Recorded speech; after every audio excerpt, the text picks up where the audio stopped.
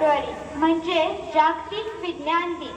1921 मध्ये डॉक्टर सी.व्ही. रामन हे परदेश दौऱ्यावरती गेले होते. त्या ठिकाणी म्हणजे इंग्लंडमधील ऑक्सफर्ड विद्यापीठामध्ये कोलकाता विद्यापीठाचे ते प्रतिनिधित्व करत होते.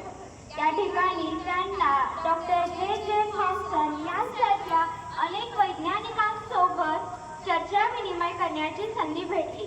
त्याचप्रमाणे अनेक प्रयोग करण्याची देखील संधी भेटली.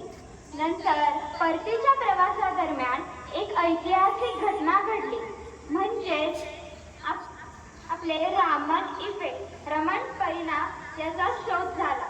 ते परतीच्या प्रवासादरम्यान भूमध्य सागर समुद्रातून जलप्रवास करीत होते व त्यावेळी पाण्याचा रंग निळा पाहून त्यांना ते आश्चर्यचकित झाले.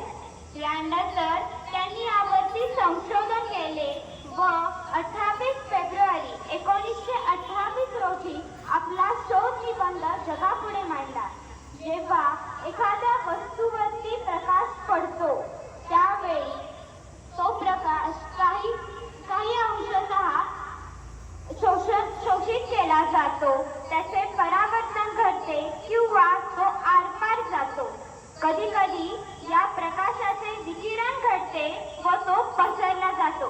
हाच तो शोध निबंध होता आणि यामुळे पदार्थ विज्ञानाचे नोबेल पारितोषिक 1930 मध्ये त्यांना देण्यात आले होते.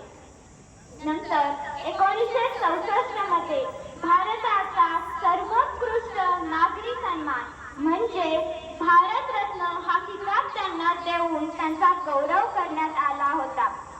ब्रिटिश शासनाने